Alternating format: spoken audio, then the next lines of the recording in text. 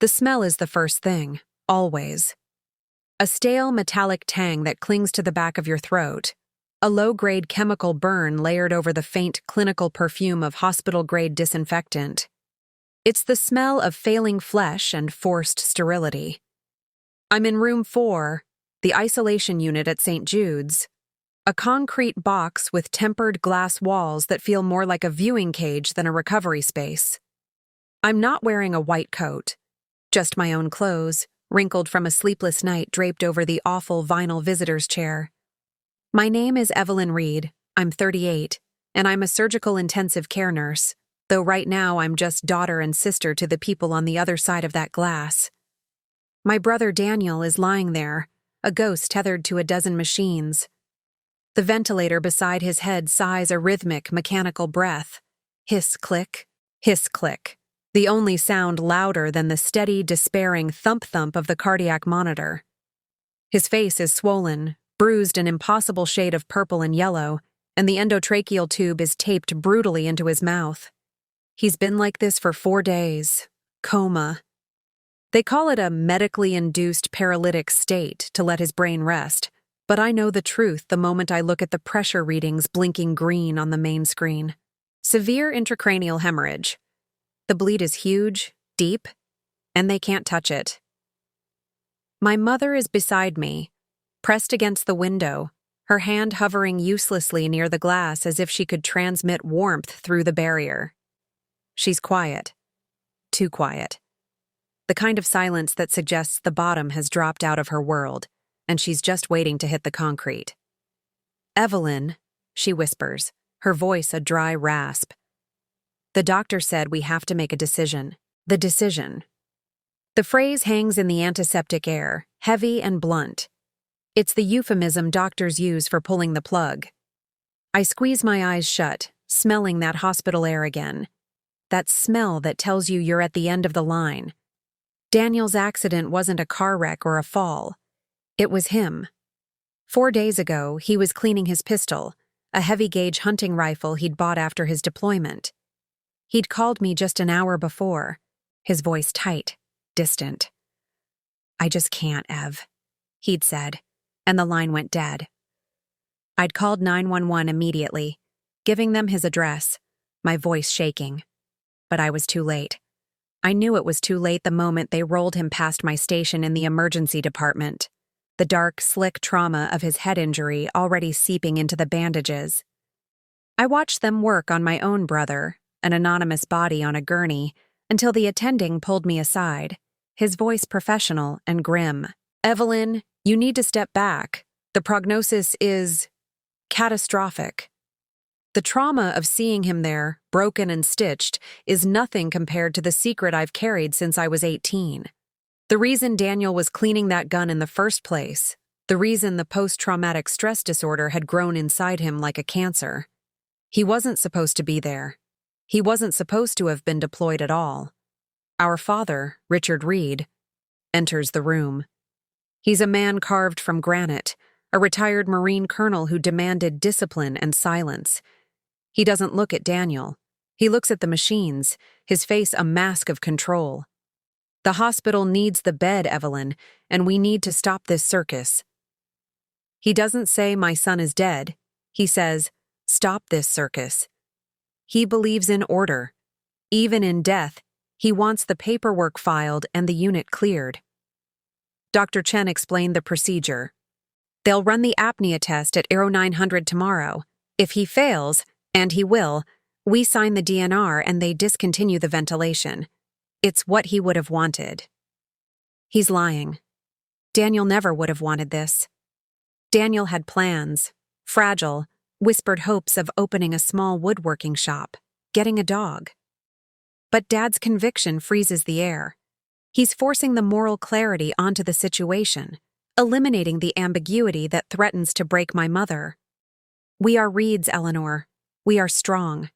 We do not prolong suffering." My mother nods, a single defeated movement, her eyes fixed on the man she married. She always chose his strength over her own sorrow. I look at Daniel, at the steady, defiant thump-thump of his heart, and the guilt is a physical weight. pressing me down into the chair.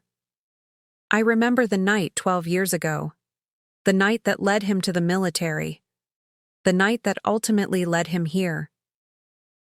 I was 18. Daniel was 16. Our town was small, the kind of place where a girl with scholarship potential had to leave fast. I had an interview at Duke for a biomedical engineering program, my ticket out. But Dad, in his rigid colonel way, decided I needed to learn discipline before academia.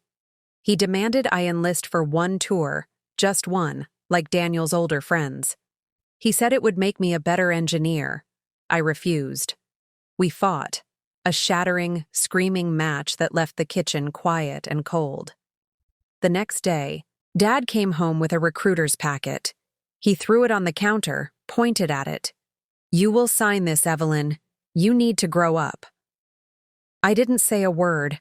I just tore the packet in half. Then I went to my room and packed. Daniel found me zipping up my bag. He was always the gentle one, the mediator. "You can't leave, Ev. He'll never forgive you." And Mom. I still see the panic in his eyes. He worshipped Dad, believed in the Marine Corps ethos down to his bones. I looked at the crumpled application on the floor, and a dark, selfish thought crystallized. If I don't go, someone else has to. I left an hour later, drove to the Duke interview, and never looked back. I got the scholarship. 2 weeks later, Daniel, then still a minor, sat at the kitchen table. He was quiet, resolute. He signed the delayed entry program papers. He looked at Dad and said, "I'll do it, sir. I'll make you proud." He was deployed a year later. 3 tours. He came back in pieces, not physically, not at first, but with that awful silent interior shrapnel that changed his eyes. He never talked about it, not to me, not to anyone. But every time I saw the way he flinched at a loud noise, the way he would disappear into himself, I knew. His life was the price of my freedom. The guilt is a constant grinding whisper. It should have been you, Evelyn.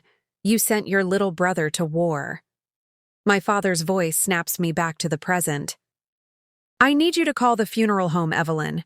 We'll use the military chaplain. And start the paperwork for the terminal extubation for tomorrow."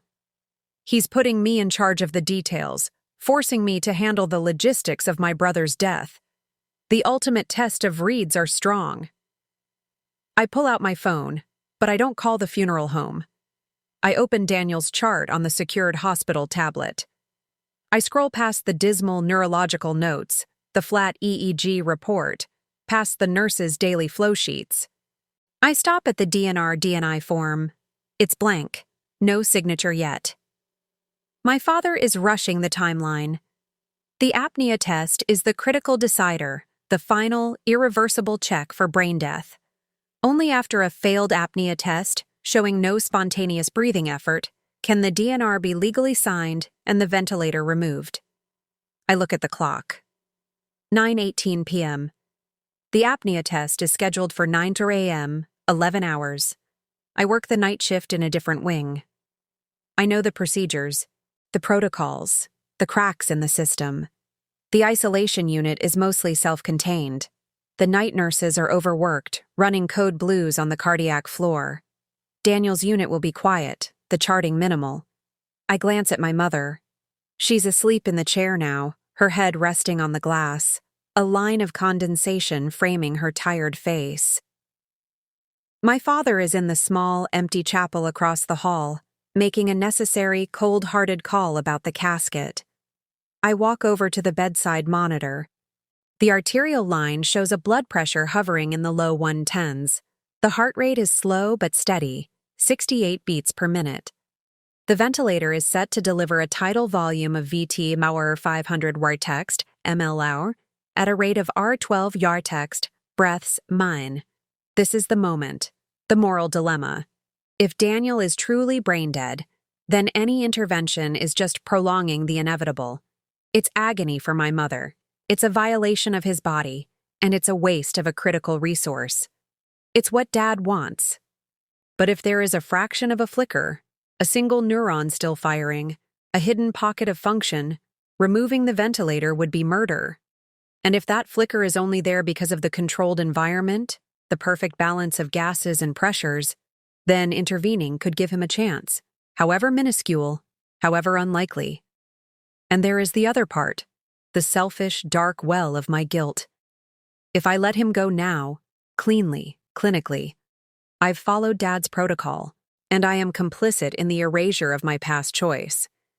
But if I fight, if I intervene, I am fighting for the life I took from him, trying to pay back a debt that can never be fully repaid. It's for me, not for him, the voice whispers. It's to quiet the guilt. I know how to subtly change the settings. A tiny increase in the positive end expiratory pressure, PEEP, a slight reduction in the end text PACO TOS 2 target. The body will react to an increase in PEEP by maintaining better oxygenation, possibly allowing the damaged, swollen brain to get a brief improved supply. It's barely a change, a fractional adjustment that a distracted night nurse might miss entirely. But it's enough to buy time. Enough to slightly, marginally improve the environment. Enough to give the brain the smallest chance to rally before the final test. I reach out my hand, my fingers shaking, hovering over the ventilator control panel.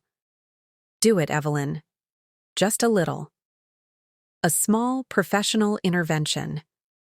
I feel the weight of his past, my secret, the cost of my freedom pressing on my wrist. I touch the dial. Text PEEP, set from 5.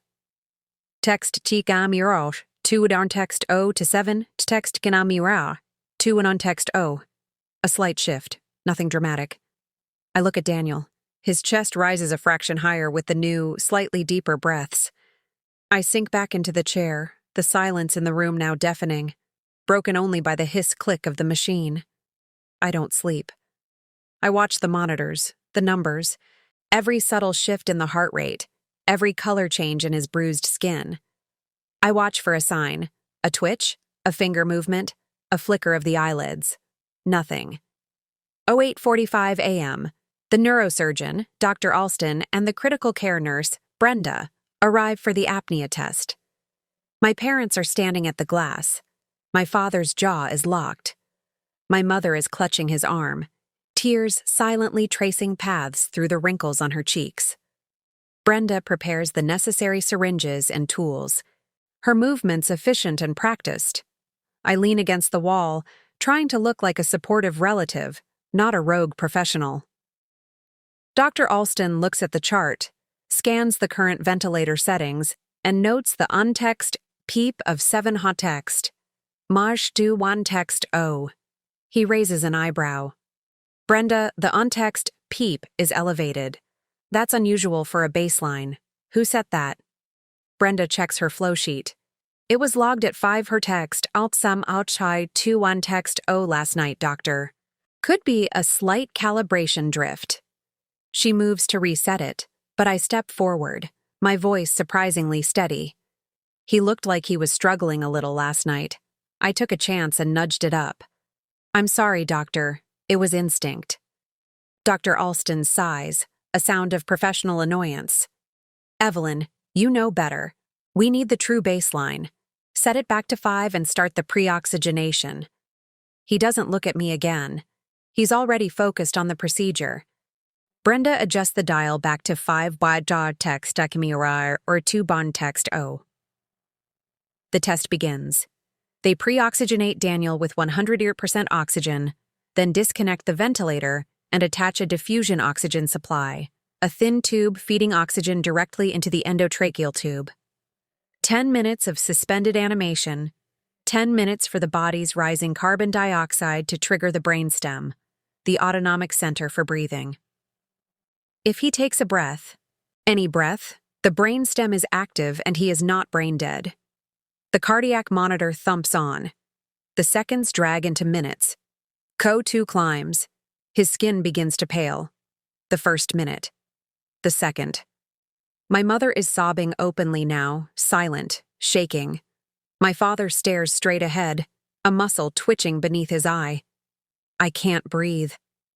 Please, Daniel. Just one. For me. The 9th minute. Dr. Alston is already shaking his head, reaching for the connections to put the ventilator back on. No effort. Total apnea.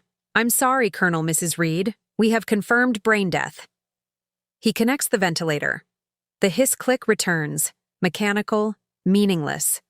My mother lets out a choked cry, a sound that shreds the air. My father simply nods, his eyes finally closing, a single tear cutting a track through the grim control. Where do I sign the papers? Dr. Alston turns to me, his voice softening with professional sympathy. Evelyn, I know this is hard, but it's the best thing. He's gone. Brenda hands him the clipboard with the DNR-DNI forms. He signs first, then passes it to my father, who signs with a hand that barely trembles, then to my mother.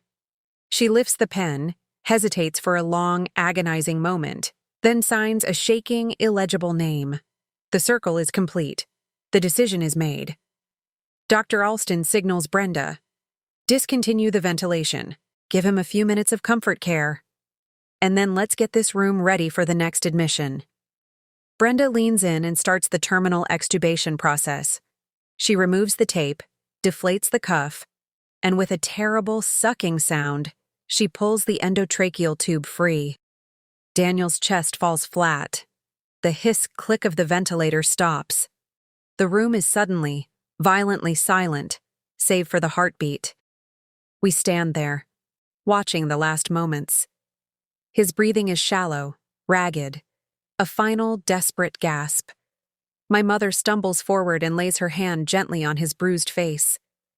I love you, my baby, she whispers. And then, just as the cardiac monitor begins to register sinus bradycardia, the slow winding down of the failing heart, a deep, thick, resonant cough explodes from Daniel's chest. A single powerful cough. My mother screams. My father stares, frozen in disbelief. Dr. Alston spins around. What the? Daniel's eyes don't open, but his chest heaves, a full, deep, spontaneous breath. Then another, and another. Slow, labored, but his own. The O2 saturation on the monitor drops into the 70s, but it stabilizes. The heart rate, which had been slowing, thumps back up into the low 80s. Dr. Alston barks, "Get the bag. Re-intubate. Now!" Brenda, pale and shaking, scrambles to recover the abandoned ventilator. I look at Daniel, at the miracle of his involuntary, life-affirming cough. And in that moment, in the chaos of the recovery, Dr. Alston holding the ambu bag to my brother's face, I see it. The twist. It wasn't the peep. It wasn't the fractional on-text DO2 change. On Daniel's wrist, beneath the IV catheter, is a small, faded tattoo. I had forgotten about it. The trident of the Navy SEALs. Daniel never served in the Navy. He was a Marine. I force myself to look at my father. He is watching the frantic scene, his eyes wide, no longer in control. His hand is hovering over the DNR form he just signed. I remember the fight, the screaming match, the night I tore up the recruiter's packet. I remember Daniel signing the papers 2 weeks later, quiet and resolute. I remember Dad's unyielding belief in discipline and service. And the secret, the thing I never told anyone, the memory I have suppressed for 12 years, surges back. The Duke interview was a bust. I was too nervous, too young, too naive. I didn't get the scholarship. I drove home that night, defeated, planning to confess to my father. But when I walked in the door, the Marine Corps papers were gone, and Daniel was already packing his rucksack. I never told anyone I failed the interview. I let them believe I got the scholarship and chose my career over my family. I let them believe I was the strong, successful, selfish sister. But Daniel knew the truth. He knew I had failed. He saw the defeat in my eyes, the silent terror of disappointing the colonel. He didn't sign the papers to replace me. He signed them to save me. He took the fall, knowing I would never have to confess my failure. never have to endure Dad's crushing disappointment. He went to war so I could keep my lie, so I could pursue the engineering career I had dreamed of, not the one I had secured. His cough wasn't a spontaneous breath. It was a last-ditch learned response. I remember the documentary we watched once about IF-text SEAL training. The final, terrifying test. How long can you hold your breath under stress? They taught them to force a cough, a final, visceral surge of the diaphragm, to buy a split second of time, to reset the body, to force a breath when the brainstem says no. It was a reflex learned in the darkest depth of his training. He wasn't a Marine. He was a SEAL. He signed a different set of papers, a deeper commitment, the kind of training that leaves indelible marks, the kind of training that would have put him in a war zone far more terrifying than any regular deployment, the kind of training that, even in a coma, forced his body to fight death by generating a cough that defied the text DNR in form we had just signed. The kind of training he kept secret from the colonel, knowing his father would never forgive the deceit of choosing the special operations path, the path that meant he was gone more than he was home. He didn't sign the papers for Dad, he signed them for me. He gave me a life I didn't earn, and he paid for it with his own. The terror and the realization hit me at once. He's a fighter. He's been fighting for me his entire adult life. Dr. Alston shoves a new tube down Daniel's throat, and the hiss-click of the ventilator returns, stronger now, a desperate, forced second chance. My father looks at the tattoo, then at the DNR form, then at me. The granite is cracking. He sees the lie of the service branch, the deeper service his son hid. And I see the lie of my success, the deeper sacrifice my brother made. I walk over to the chart, pick up a pen, and scrawl an order in my neatest professional hand. Consult. Hyperbaric oxygen therapy. Emergency transfer to Duke Medical for specialized neuro rehab evaluation. Reverse DNR. I sign it with my full name and RN number. A professional order, technically illegal, wholly defiant, entirely necessary. I look at my father, who is staring at the in-text DNR form on the clipboard, his son's new, deep, unconscious breaths filling the room. He doesn't challenge me. He just stands there, a broken colonel, staring at the trident on his son's wrist, and the lie that saved his other child. I look at Daniel, tethered once more to the machines, and I know I can't save him from his brain injury. But I can save him from my father's mistake. I can save him from my mistake. I can fight for the life he risked for me. Even if it is a lie I'm fighting for, I will keep the ventilator on for as long as it takes. I will be his breath. I owe him that much. I step out of the room, leaving my parents standing guard, the air thick with the smell of guilt, lies, and a desperate, forced second chance. The silence on the walk down the hallway is louder than any grief. The smell of the hospital, the metallic tang and the faint disinfectant, it's not just the smell of failing flesh anymore. It's the smell of a debt I'm finally ready to pay.